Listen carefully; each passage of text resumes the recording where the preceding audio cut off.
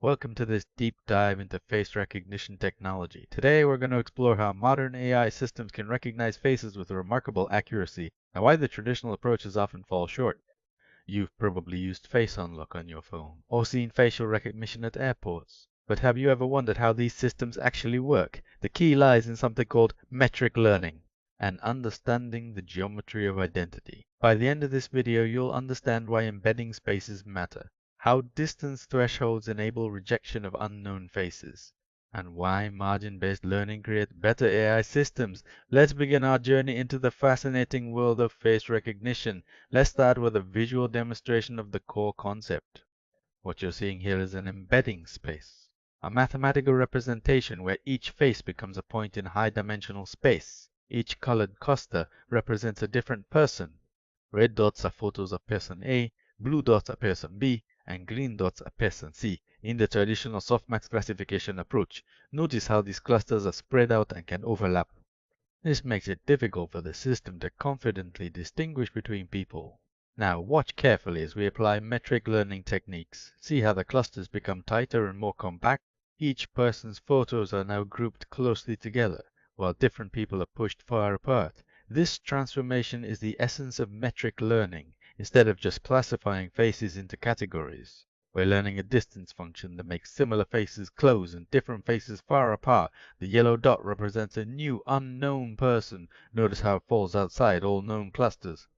This is how the system can reject unknown faces. Let's examine this concept more closely with our first infographic. This diagram shows the embedding space geometry in detail. The key insight here is the distance threshold concept.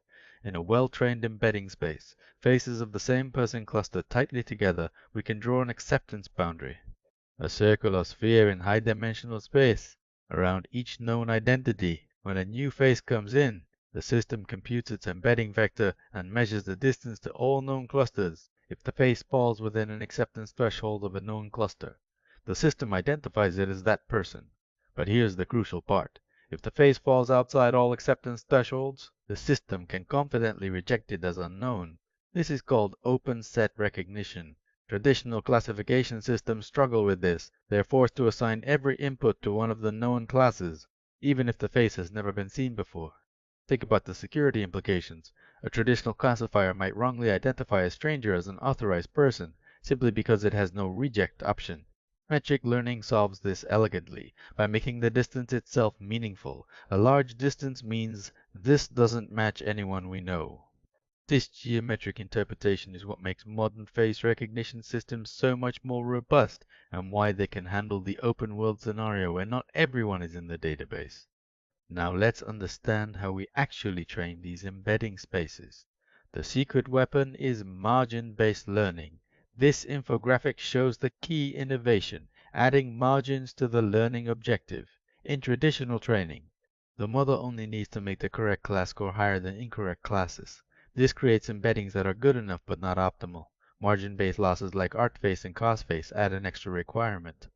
The correct class must win by a significant margin, not just barely win. Think of it like grading on a curve. Instead of just passing the test, you need to pass by at least 20% more than the threshold.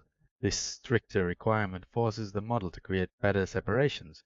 The clusters become tighter, the gaps between different people become wider. The mathematical intuition is beautiful. By enforcing angular margins in the embedding space, we're essentially carving out more room between identities. This extra room is what gives us robustness. When faces vary due to lighting, angle, or expression, they might move around in the embedding space. But with large margins, they stay within their own cluster. The result is a face recognition system that works reliably across different conditions and can handle the variations that occur in real-world scenarios.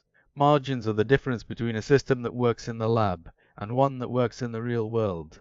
So, why does metric learning win for face recognition? This comparison chart summarizes the key advantages. First, generalization to new identities.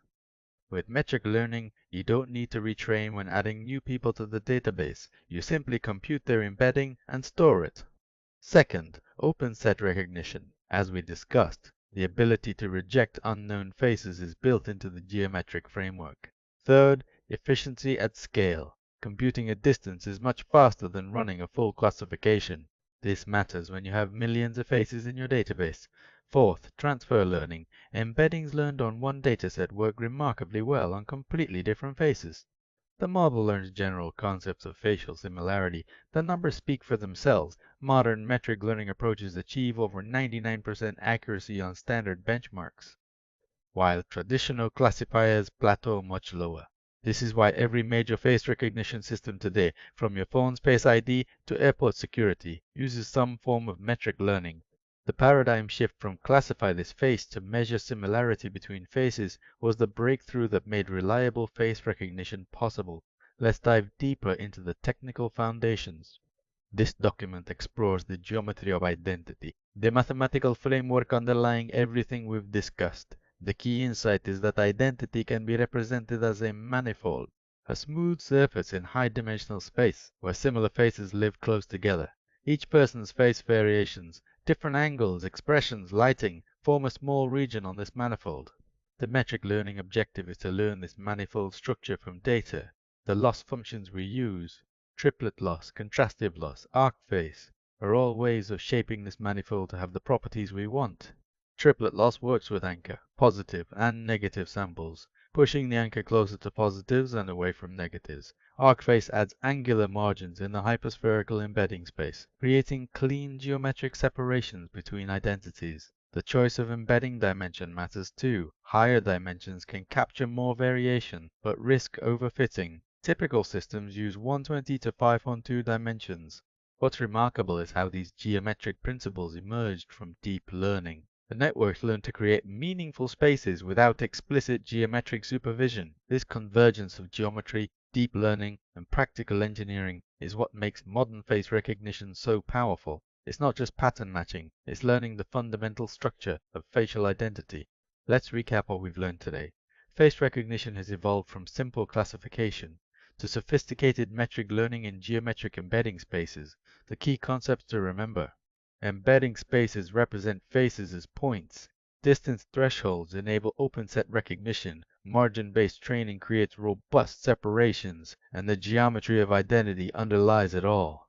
These techniques power the face recognition systems you use every day, from unlocking your phone to tagging friends in photos to security systems worldwide. The next time you use Face Unlock, you'll know there's beautiful mathematics happening behind the scenes, transforming your face into a point in high-dimensional space and measuring distances to verify your identity. Thanks for watching. If you found this helpful, please like and subscribe.